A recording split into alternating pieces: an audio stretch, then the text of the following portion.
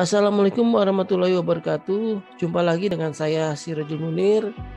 Kali ini kita berjumpa di mata kuliah Big Data di Kampus IT STT Terpadu Nur Fikri, Program Studi Sistem Informasi dan Teknik Informatika. Di mata kuliah ini Big Data, yaitu kita akan membahas tentang teknologi Big Data dan bagaimana penerapannya.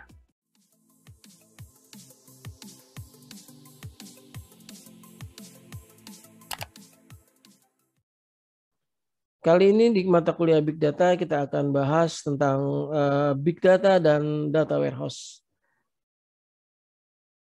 Oke, untuk hari ini saya akan bahas tentang Big Data dan Data Warehouse.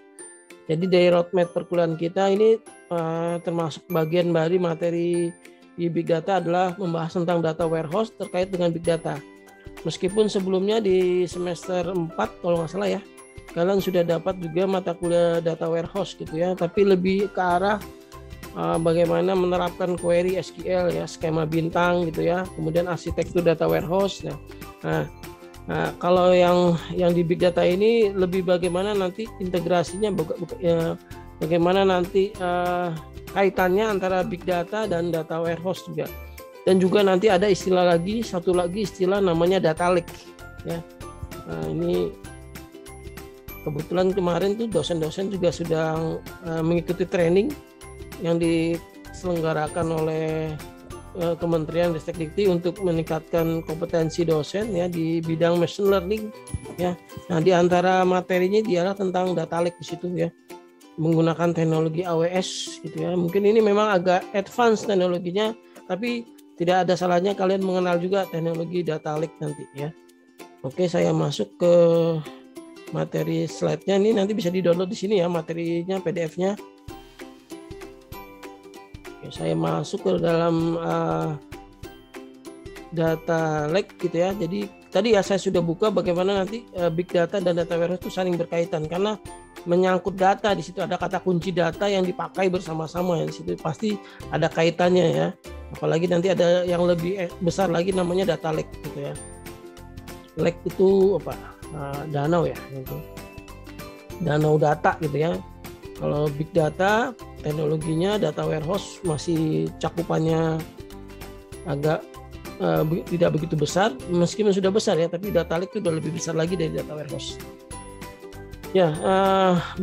Sebagaimana kita ketahui ya, eranya big data ini mudah-mudahan juga bukan mitos nih bagi kita nih ya, bukan mengawang-awang sebagai teknologi yang yang sebagai mitos gitu ya. Jadi suatu teknologi yang tidak tersentuh ya. Sesungguhnya kita bagian dari big data ya, bagaimana kegiatan kita kesehari-harian ya, mulai dari kegiatan yang pasti terhubung dengan komputer ya, lewat gadget, lewat smartphone, pasti disitulah kita bagian dari big data, baik sebagai pensuplai data maupun kalau baiknya lagi sebagai sebagai peneliti gitu ya, sebagai orang yang memanfaatkan big data untuk peluang ya. Jadi big data ini dibuat di penelitian ya, saat ini banyak sekali ya. Terus ada bagaimana mengumpulkannya, kemudian dikaitkan lagi nanti datanya yang sudah dikumpulkan disimpan dalam suatu storage atau database. Nah, resource-nya nanti bisa diambil ulang, dikelola lagi ya, dimana volumenya nanti bagaimana menyimpannya sebagai makin besar gitu ya, dan bagaimana mengelolanya gitu ya. Dan terakhir tentu saja bagaimana analisanya gitu ya. Jadi sebenarnya kita baiknya tuh tidak berperan sebagai pensuplai data. Dengan kita mensuplai data tentunya pasti dengan perangkat handphone ya, seperti medsos misalkan ya, atau perangkat IoT yang suka olahraga misalkan pakai aplikasi aplikasi yang suka lari tuh. Ada yang suka olahraga gak? Aplikasi apa sih, saya suka juga nih. Jadi mencatat denyut nadi ya, Strava ya, contoh aplikasi Strava misalkan yang suka lari itu sebenarnya sudah mengumpulkan data. Apalagi kalau kalian misalkan main game misalkan, game online juga kalian adalah pensuplai data juga sesungguhnya ya. Kemudian juga yang suka belanja di e-commerce, Bukalapak, Tokopedia, Shopee ya, sesungguhnya juga kita adalah part of dari penyumbang data ya di dalam environment big data. Nah, ini saya kaitkan dengan DIKW. Apa sih DIKW? DIKW itu data, informasi, knowledge, wisdom. Nah, itu kan suatu hierarki dari bagaimana mencapai suatu kebijakan atau pengambilan keputusan berbasis data, gitu ya.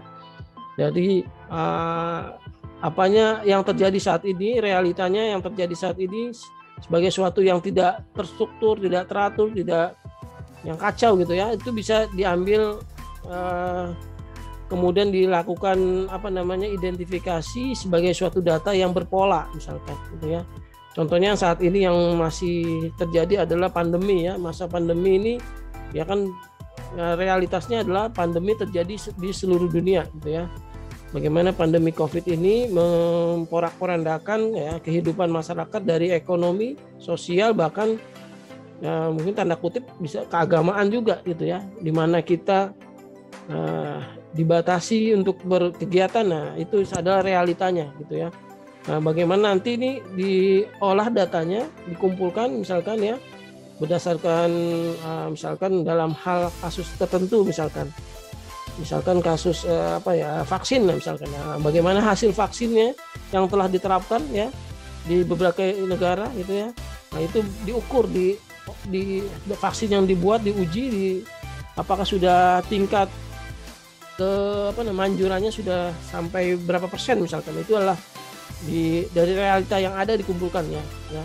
Saat ini kalau tidak salah posisinya di pandemi di Indonesia adalah pada masa vaksin gitu ya. Jadi sekarang yang divaksin diantaranya yang pertama sudah ya nakes gitu ya, sudah katanya sih sudah gitu ya.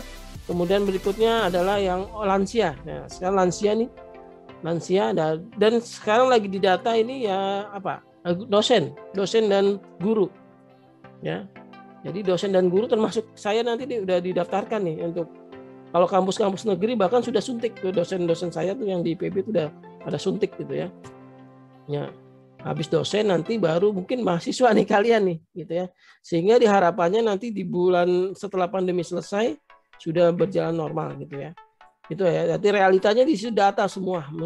Berapa sih jumlah lansia, berapa jumlah mahasiswa, berapa jumlah usia yang rentang, itu ada data. Nanti diolah menjadi suatu informasi ya untuk diambil keputusan dengan knowledge yang ada. Ya, knowledge yang ada nanti dengan pengalaman ya, knowledge itu pengalaman ya, berupa pengalaman dari dari ilmu-ilmu yang dipelajari atau pola-pola yang sudah terjadi di masa lampau. Nah, baru nanti diambillah keputusan. Nah, contohnya seperti itu ya. Kalau saya contoh sederhananya sampai dari atas sampai bawah realitanya apa? Misalkan ada lampu merah. Lampu merahnya mana? Posisinya ada di Jalan Margonda gitu ya. Lampunya posisinya di Jalan Margonda, ada latitude longitude-nya misalkan, posisinya di jalan raya misalkan, itu data. Nah, informasinya apa?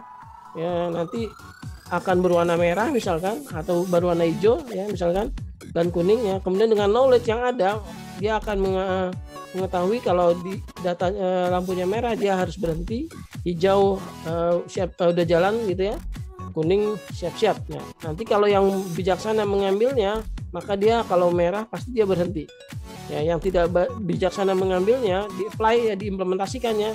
Kalau merah langsung masih nabras misalnya, itu jadilah tidak bijaksana dalam mengambil keputusan. Nah, ini semuanya adalah berbasis pengalaman. Jadi semua ini berbasis pengalaman. Pengalaman ini tidak harus kalian pernah mengalami, bisa juga dari orang lain yang mengalami gitu ya, dari orang tua yang mengalami gitu kan. Misalkan orang tua cerita A, B, C, D misalkan. Nah, kalian jangan melakukan hal sama yang salah dilakukan misalkan, atau orang lain misalkan ya, tidak hanya orang tua, tapi bisa dianalisa dari experience gitu, jadi pengalaman di masa lampau. Nah, dari pengalaman masa lampau ini tapi tetap nanti ketika mengambil keputusannya adalah bersumber data gitu ya.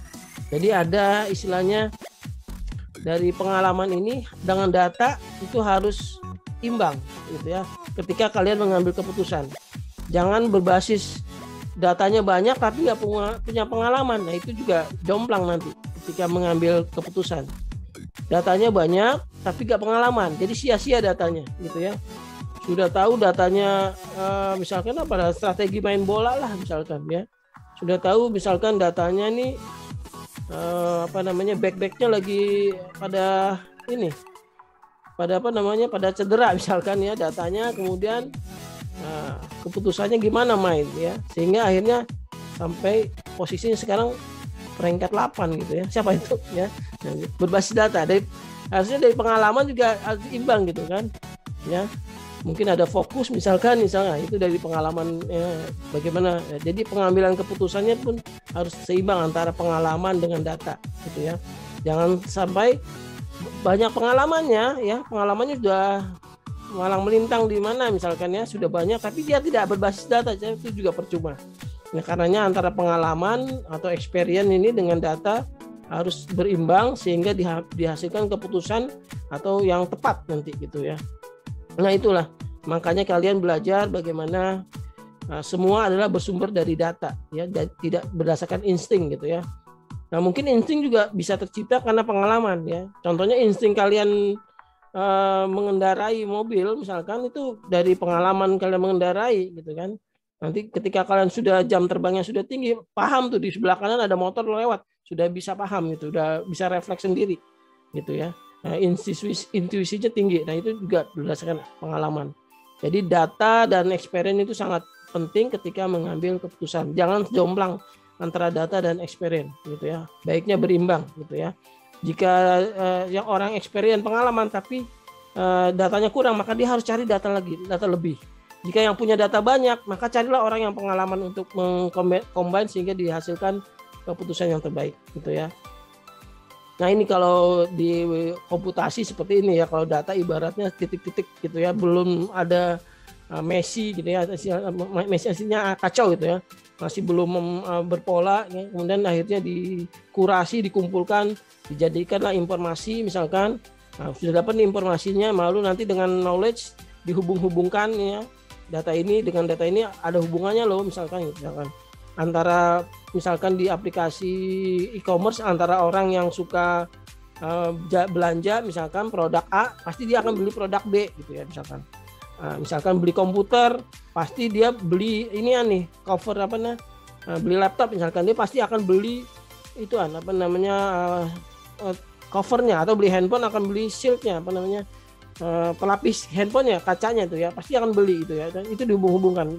Kemudian nanti pasti dengan knowledge dia akan dicari nanti kaitannya gitu kan, dihasilkanlah suatu hubungan, nanti pasti dia nanti bisa dimanfaatkan dengan wisdom tadi gitu ya. Ada data ya mentah, informasi sudah diolah, knowledge dengan ilmu yang sudah ada didapatkan hubungannya misalkan ya. Kemudian dilihat, diperdalam lagi, di insight lagi misalkan dengan ketinggian tertentu, misalkan kalau melihat hanya jangan dari misalkan dari helikopter view istilahnya ya, kalau di RPL tuh Bu Tiffany mungkin ada helikopter view, dilihat dari sudut pandang yang lain, adakah hubungannya. Nah, nanti dengan itu kalian akan bijaksana atau wisdom dalam mengambil keputusan gitu ya. Nah, ini gambarnya bagus sekali di cara menggambarkannya ya. Nah, setelah itu apa? Setelah diambil keputusan pasti ada impact-nya nih. Nah, impact-nya juga perlu diperhatikan nih sekarang nih. Sekarang berbasis impact nih ya, sesuatu kegiatan berbasis impact.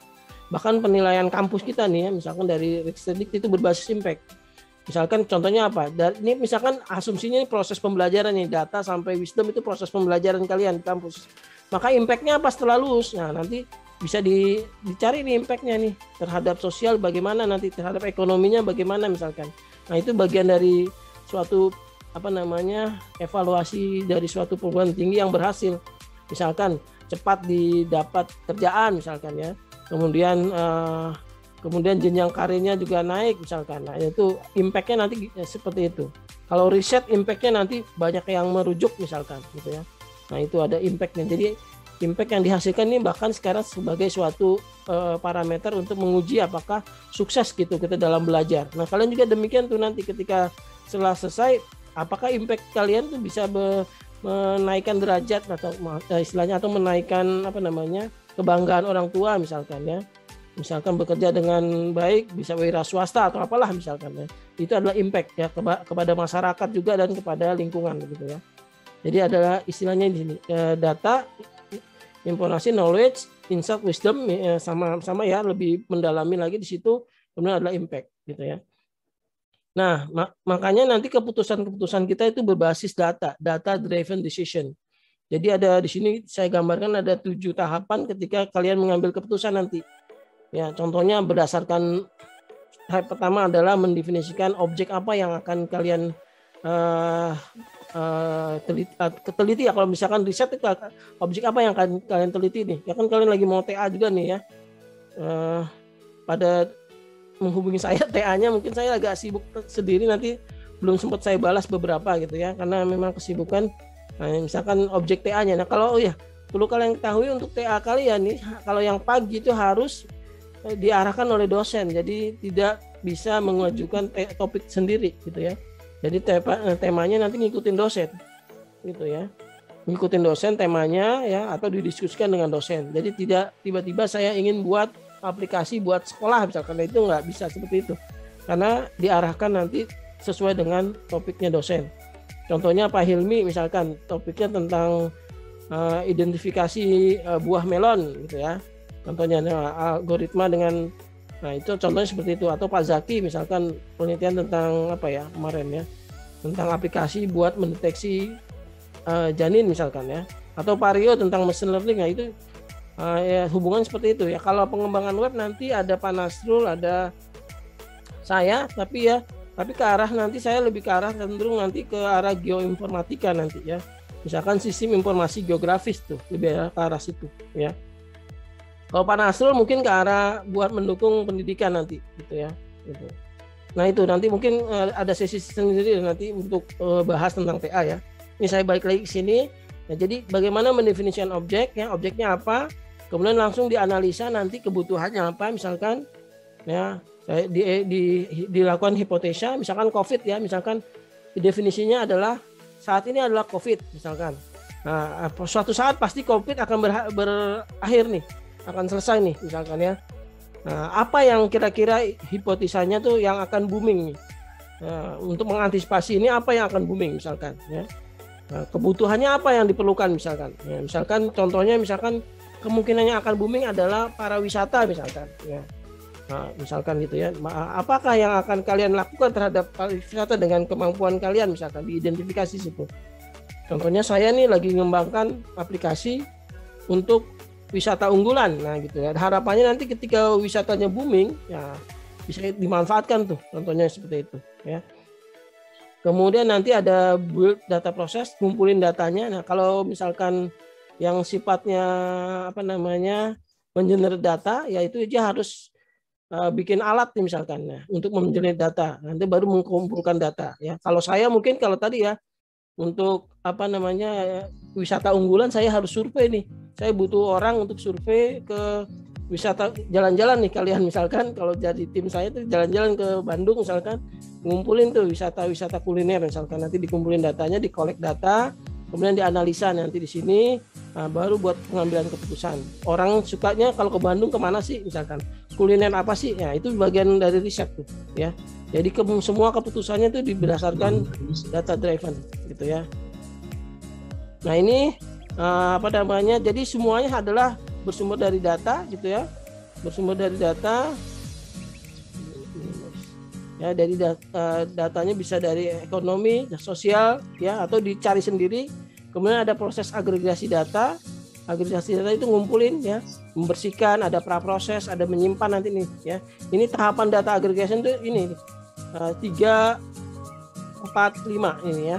Ya, tahapannya ini namanya data aggregation gitu ya.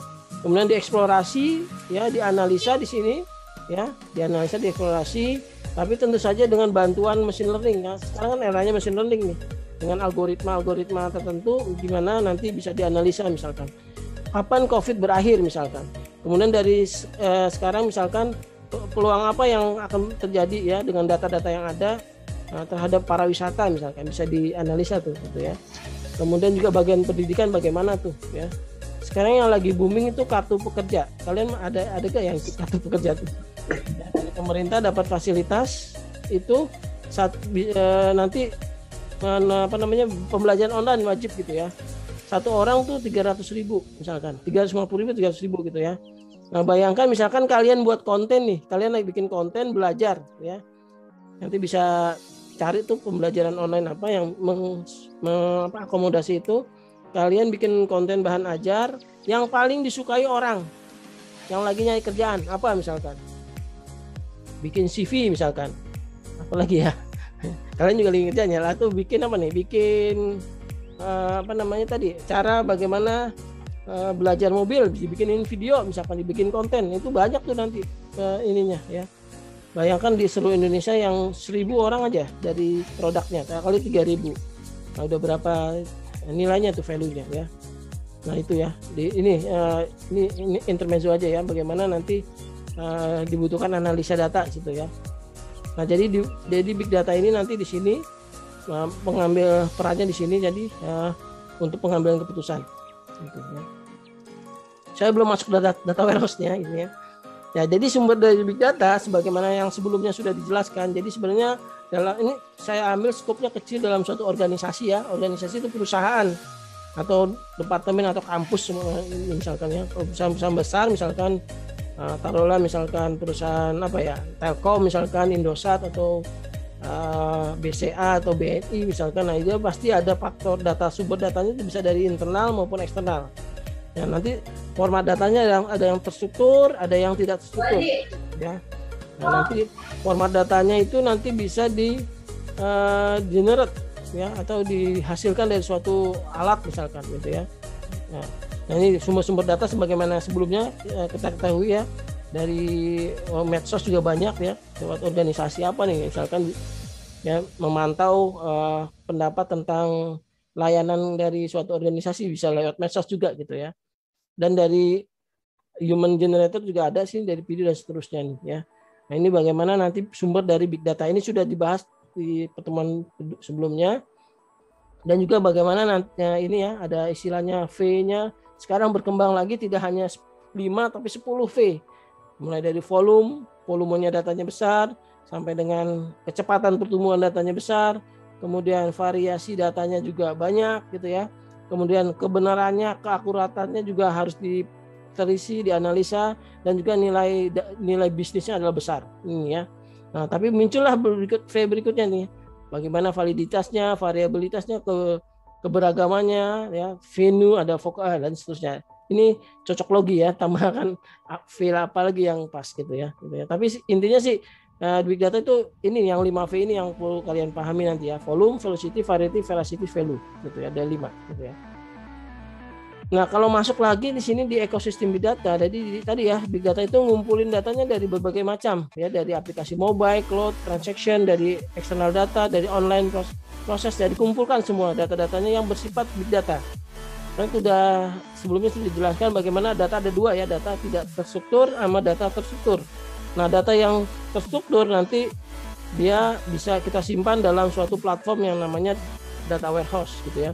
Untuk data terstruktur bisa juga kita simpan dalam tapi sudah resume ya, data-datanya sudah dikumpulkan di dalam, nanti ada environment-nya Hadoop ya, big data di sini ya, nanti disimpan, nanti diproses tagging, dibersihkan, di cleaning, sehingga masuk ke data warehouse sudah bersih, sehingga nanti datanya sudah bersih, sudah valid, tidak bercampur lagi, sudah homogen, sudah sama datanya, terstruktur semua ya. Yang tidak terstruktur sudah diterjemahkan menjadi terstruktur ya. Contohnya misalkan kalau ada kertas isinya CV ya, sudah di-scan misalkan, sudah diambil data-datanya dipindahin sebagai teks ke sini misalkan gitu ya. Atau data skripsi kalian misalkan di-scan aja belum PDF, judulnya ya, misalkan, kemudian program studinya, NIM-nya, namanya sudah diambil pindahin ke sini gitu dengan aplikasi misalkan. Jadi semua data yang masuk ke data warehouse sudah terstruktur. Nah, sehingga nanti gampang menganalisanya dan seterusnya. Nah, ini ekosistem dari big data seperti ini ya.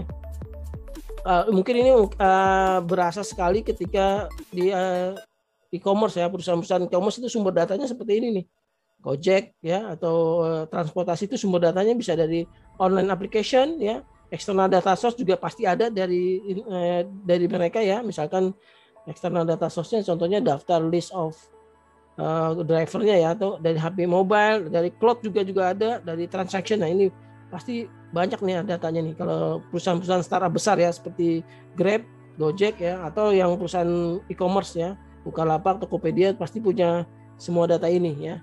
Dia pasti nanti harusnya kalau sudah memanfaatkan big data sudah menggunakan ekosistem big data seperti ini, sehingga nanti dihasilkan data analitik di sini ya.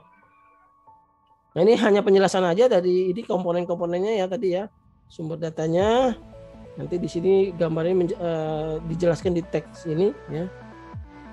Jadi datanya sebagai ini adalah sebagai tambang emas gitu ya, tambang emas untuk pengambilan keputusan gitu ya.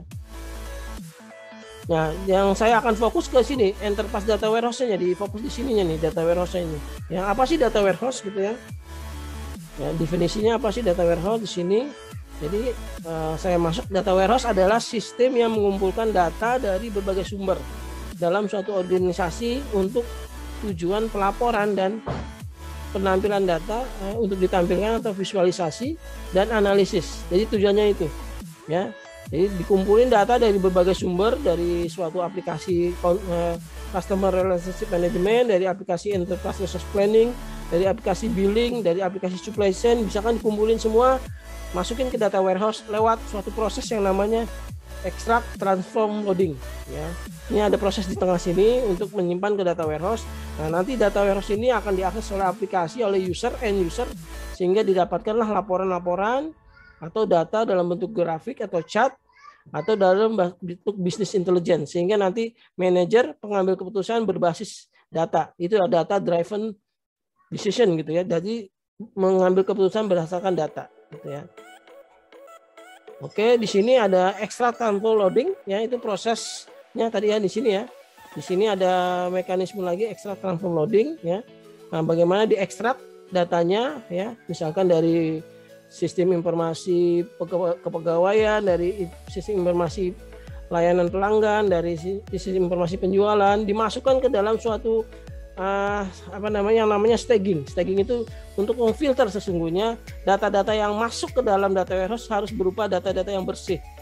Ya, nanti ada proses transform dan loading itu ya. Bisa query-nya nanti bisa query-nya join table atau query-nya nanti bisa transpose dan seterusnya nanti, sehingga nanti masuk ke data warehouse dengan bagus. Sehingga ketika diakses nanti tinggal menampilkan aja. Nah, itu ya. Jadi ETL ini nih proses langkah dalam pemrosesan database yang diantara kegiatannya ada ekstraksi data, kemudian tujuannya adalah mempertahankan kualitas data nih di sini staging ya, sehingga nanti ada standarisasi data dan nanti datanya dapat disajikan dalam berbagai bentuk gitu ya, masuk ke data warehouse kemudian nanti ditampilkan gitu ya. Nah, ini kalau mau definisi seperti ini ya, karakteristik data warehouse. Mungkin ini mereview lagi mata kuliah data warehouse sebelumnya. Jadi karakteristik itu ada 5 yang penting, yaitu subject oriented, berarti berorientasi subjek. Ini subjeknya tentang apa nih nanti datanya nih? Ya, misalkan tentang penjualan, tentang keuangan, ya ada subjeknya itu ya. Tentang mahasiswa, tentang pegawai, itu ada subjeknya semua gitu ya. Kemudian terintegrasi ya. Data-data itu bersumber dari beberapa sistem informasi dikumpulkan jadi satu ya, dan terintegrasi. Nanti berbasis proses ya, dia ada prosesnya nanti ya, misalkan untuk tujuannya apa, misalkan menghasilkan data untuk analisa keuangan ya, analisa penjualan dan seterusnya. Dan juga ada waktunya, nanti ada waktu pengambilan datanya, biasanya tuh ada waktunya, misalkan mulai tahun berapa, tanggal berapa, bulan apa dan seterusnya, berbasis waktu misalkan. Nah, bisa diakses dan non volatile, jadi dia bisa diambil datanya walaupun misalkan sistemnya bisa putus atau gimana ya, non seperti itu ya nanti ya. Nah, ini definisi nanti lebih detail nih memang kalau kalian pelajari di data warehouse ya. Nah, apa sih fungsinya? Jadi fungsi data warehouse itu adalah untuk membantu, intinya adalah membantu pengambilan keputusan. Nah, ini bagaimana nanti pengambil keputusan manajer bisa mengambil keputusan dengan baik. Tadi kan saya sudah jelaskan, antara data dengan experience itu harus imbang. Nah, kalau tadi pengambil keputusan punya experience tapi tidak punya data, maka jomplang yang keputusan yang diambil. Jadi ini membantu pengambil keputusan atau manajer yang agar lebih baik. Ya, harapannya nanti mengambil datanya lebih cepat ya, dan mudah mengaksesnya ya, karena udah dikumpulin gitu ya di dalam data warehouse, jadi harapannya mudah gitu ya. Kemudian kualitas datanya juga bagus ya. Jadi yang masuk ke dalam data warehouse itu bagus sekali. Pasti sudah bagus ya. Ya. Kalau nggak bagus berarti proses ETL yang tadi itu jelek gitu ya, proses ETL-nya. Ya, berarti harusnya data yang sudah masuk data itu bagus sekali gitu ya. Jadi kualitasnya dan konsistensi datanya itu sudah teruji di situ ya. Itu adalah data warehouse. Dan juga menyediakan data-data yang sifatnya historical dari data-data transaksi masa lampau tuh ada semua di sini. Ya, jadi mau ngelihat pendaftaran mahasiswa 5 tahun lalu berapa sih misalkan. Oh, kenapa masih banyak TI? Oh, sekarang sudah banyak SI nih misalkan gitu ya. Nah, itu ada historical intelligence-nya di situ ya. Atau data penjualan. Nah, kenapa 5 tahun lalu paling laku adalah produk A misalkan. Nah, sekarang sudah tidak laku lagi misalkan ya. Dan tentu saja nanti harusnya menghasilkan return of investment. Jadi istilahnya menghasilkan keuntungan yang besar bagi suatu organisasi. Ya, nanti ya sumber datanya bisa dari internal sistem, dari aplikasi internal, bisa juga dari luar, dari web application ya. Misalkan lagi mencari tren yang lagi trending di dunia Twitter apa nih terkait dengan misalkan produknya misalkan ya. Dan seterusnya. Nanti datanya juga bisa berupa JSV, JSON. Nah, ini kalian juga belajar di sini ya. Nah, nanti setelah dikumpulin datanya baru divisualisasikan nanti. Ya, nanti dengan analisis machine learning ya, dengan teknologi yang tinggi saat ini bisa dihasilkan data driven decision. Nah, itu keputusan yang terbaik gitu ya. Tadi ya harus imbang antara data dengan experience, dan juga nanti ada machine learning di situ untuk membantu experience dari seorang pengambil keputusan gitu ya. Kemudian di sini saya jelaskan apa sih bedanya data warehouse dengan big data. Ini bedanya ya. Kalau kalian bisa telusuri di sini bedanya, kalau data warehouse datanya memang besar, banyak gitu ya. Dia datanya di konsumsi dari data transaksi gitu ya, dikumpulkan gitu ya.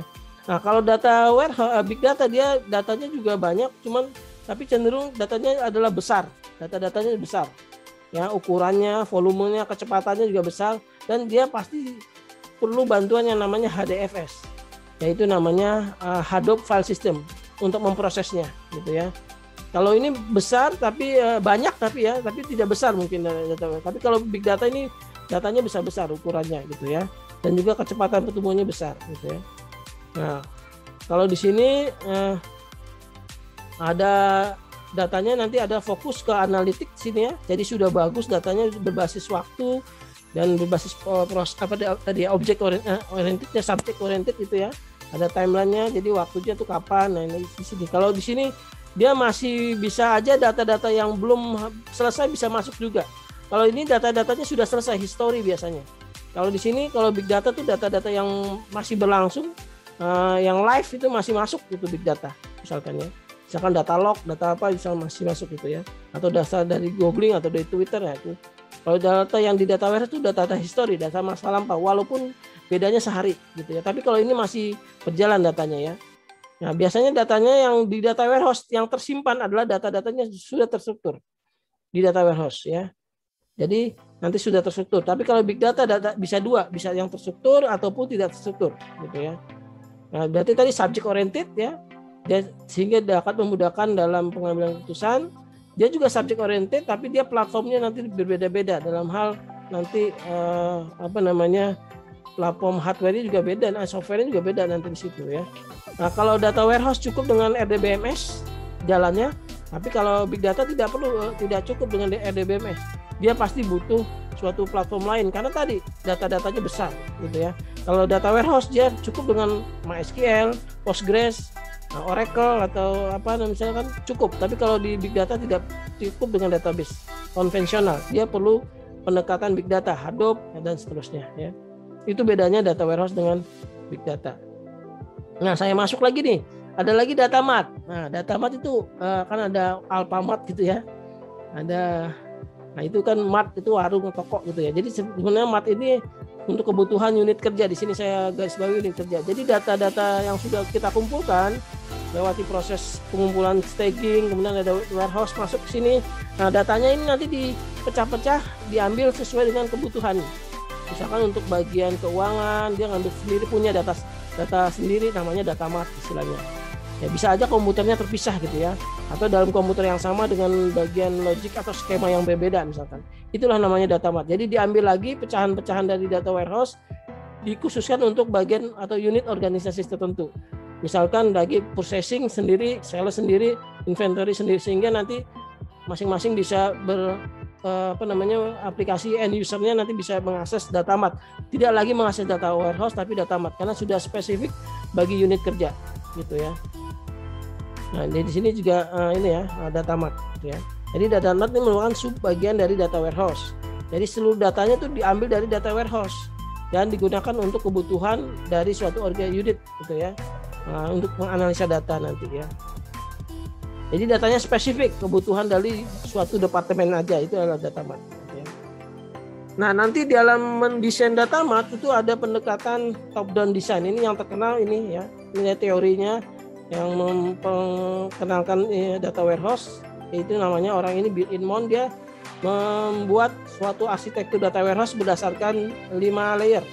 Layer pertama layer pengumpulan data, kemudian dimasukkan ke data warehouse, kemudian dipecah menjadi data mart, kemudian ada layer-layer berikutnya untuk pengambilan keputusan gitu ya. Jadi tahapan awal desain data warehouse atau data mart ada bersumber dari data warehouse dulu gitu. Jadi harus ada data warehouse-nya dulu. Jangan tiba-tiba langsung data mart, tapi data warehouse dulu. Baru nanti dari data warehouse diambil data mart gitu ya. Jadi dimensinya lebih kecil dibandingkan data warehouse. Data mart itu khusus untuk unit organisasi tertentu. Nah, ada lagi nih data lake. Nah, apa nih data lake ya? Data lake ini udah, lake itu apa tadi, danau gitu ya. Jadi di sini adalah datanya masuk semua nanti di situ data lake ya.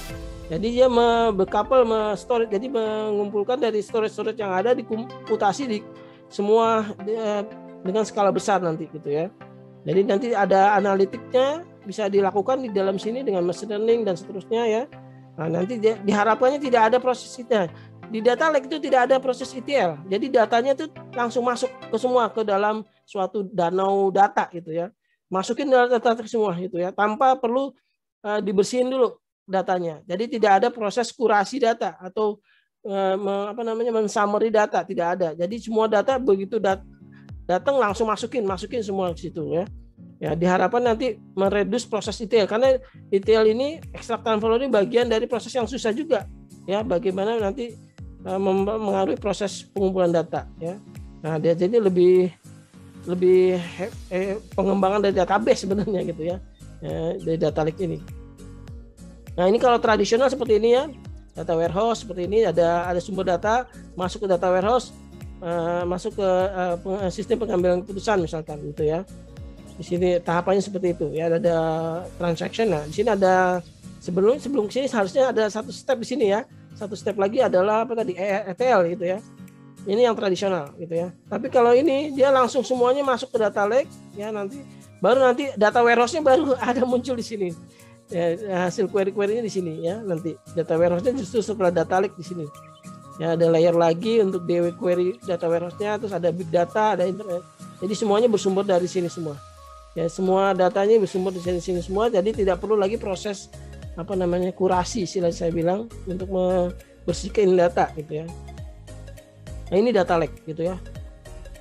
Nah, ini manfaat data lake ya. Jadi nanti semua data bisa masuk, menyimpan semua jenis data yang ada ya. Bayangkan nanti aplikasi-aplikasi yang dimiliki oleh Grab gitu ya, Gojek misalkan, tuh semuanya data masuk semua ke situ ya, tidak perlu memproses lagi datanya ya. Kemudian dia tersentral di lokasinya, jadi datanya tidak terpisah-pisah ya, kumpul dalam satu danau data tadi ya. Nah, kemudian bagaimana diharapkannya nanti cepat dalam mengambil datanya ya, karena datanya sudah terkumpul semua ya. Nah, tidak perlu kita mendefinisikan awal dulu, jadi ngambil data dari situ ya. Tapi yang susah nanti algoritmanya di situ ya, dengan machine learning misalkan ya. Nah, nanti bagaimana mengembangkannya bisa, walaupun datanya sudah history maupun yang sedang berlangsung, dia pasti nanti datanya bisa dikembangkan nanti ya, dengan adanya data lake ini ya. Nanti teknologinya ada nih ya. Kemudian juga dengan multiple analytic nanti bisa dilakukan juga terhadap data ini ya, bagaimana memanfaatkan data ini dengan machine learning dan ini ya. Ini data lake. Jadi data lake itu lebih besar lagi cakupannya dibanding data warehouse. Ya, ini kalau mau membandingkan data warehouse dengan data lake ya. Kalau data lake tadi sumber data warehouse, sumber datanya sudah terstruktur di sini lewat yang namanya proses ETL. Jadi masuk ke data warehouse sudah bersih, sudah rapi, sudah enak, tinggal dia tampilkan laporannya aja dan dianalisis, tinggal dianalisis saja gitu ya. Tapi proses beratnya di sini nih, bagaimana mengambil data-data yang kotor atau data yang jelek itu dibuang di sini agar nanti data-datanya bersih.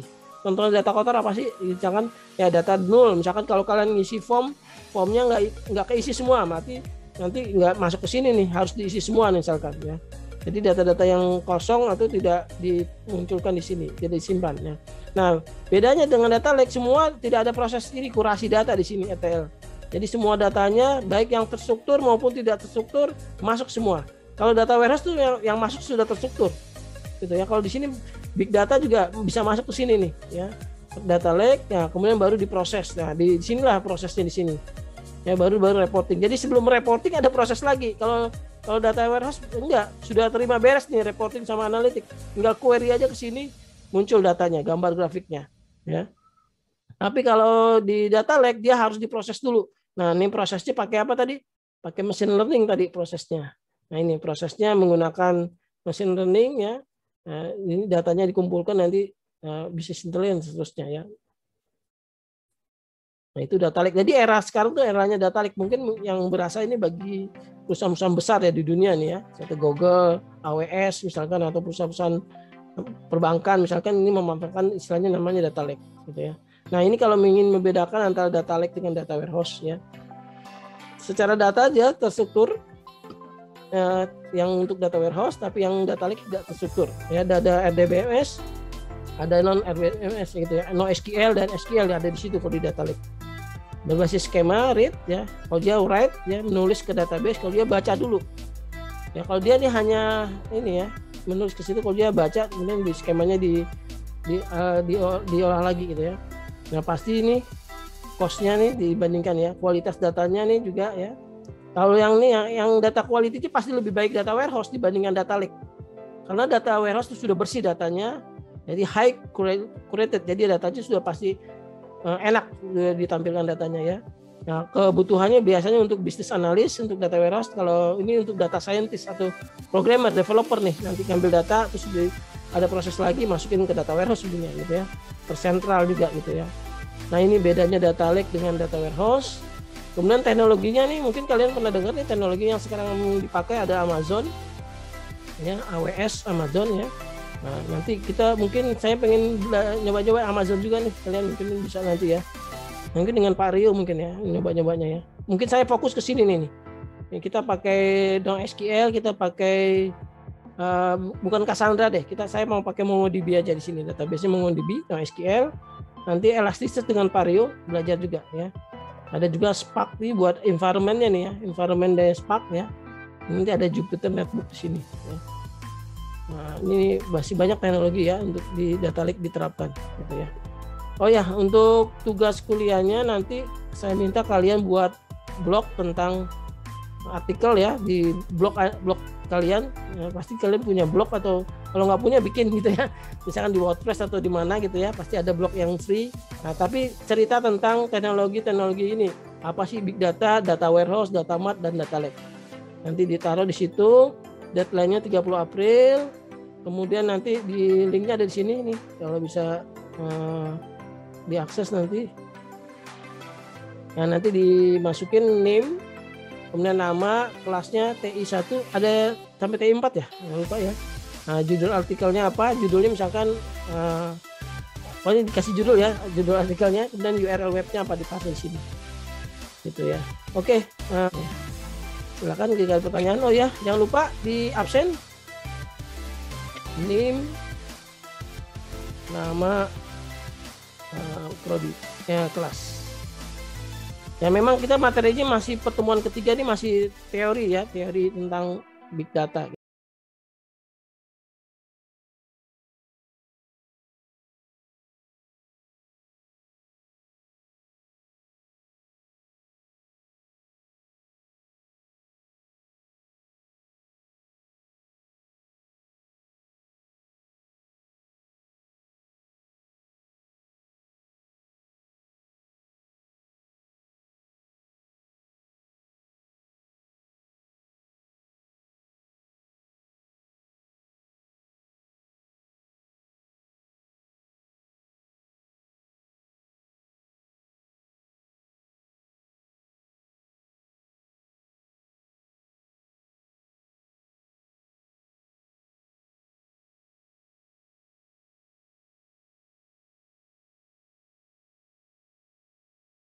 kemarin saya share gitu ya. Jadi indexingnya lah itu bagian dari big datanya juga, nanti tuh melakukan indexingnya juga di sini nih, ya, nih ya. Jadi ada setup storage, nanti pakai AWS nih teknologinya nih, gitu ya. Jadi bisa real time juga gitu kan. Nah, kalau data warehouse kan nggak real time di sini. Jadi semuanya disimpan di situ ya. Nah nanti ini contohnya datanya nih ya, ini dia. Ini pertanyaan kamu gitu kan, ini datanya nih. Ini pakai, nanti ngolahnya pakai query dari Amazon Athena nih di AWS.